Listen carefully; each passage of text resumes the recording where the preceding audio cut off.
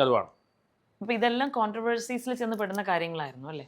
അപ്പോൾ അതുപോലെ തന്നെ ഇപ്പം ഈ ഇടയ്ക്ക് കോൺട്രവേഴ്സിയിൽ വന്ന നമ്മുടെ ഹണി റോസിന്റെ കാര്യം തന്നെ. ഹണി ദിവസത്തിൽ റോസിന്റെ പണ്ടെപ്പോഴും എന്ത് പറഞ്ഞ കാര്യമാണ്. വളരെ എന്താ പറയണ്ടേ, അതിനെ ചിലവർ നെഗറ്റീവായിട്ട് എടുക്കും. അങ്ങനെ ഒരു I don't want even take that word right now, but ya, അങ്ങനെ ഒരു കോൺട്രവേഴ്ഷ്യൽ കാര്യം സന്തോഷ് പറഞ്ഞതും അതൊരു വലിയ പ്രശ്നമായി മാറിയ ആൾക്കാർ അതിനെ സോഷ്യൽ മീഡിയയിൽ ഭയങ്കര പലതും തീയായി മാറി. ആ കാര്യം പറഞ്ഞിട്ട് 2-3 മിനിറ്റുള്ളിൽ ഡിലീറ്റ് ചെയ്തിട്ടുണ്ട്. ഇതെടുത്ത് വെച്ചിട്ടാണ് ആൾക്കാർ പ്രശ്നം ഉണ്ടാക്കുന്നത്. നമ്മൾ വീഡിയോ ഇടുമ്പോൾ തന്നെ എടുത്ത് വെക്കുന്ന ആൾക്കാരുണ്ട്.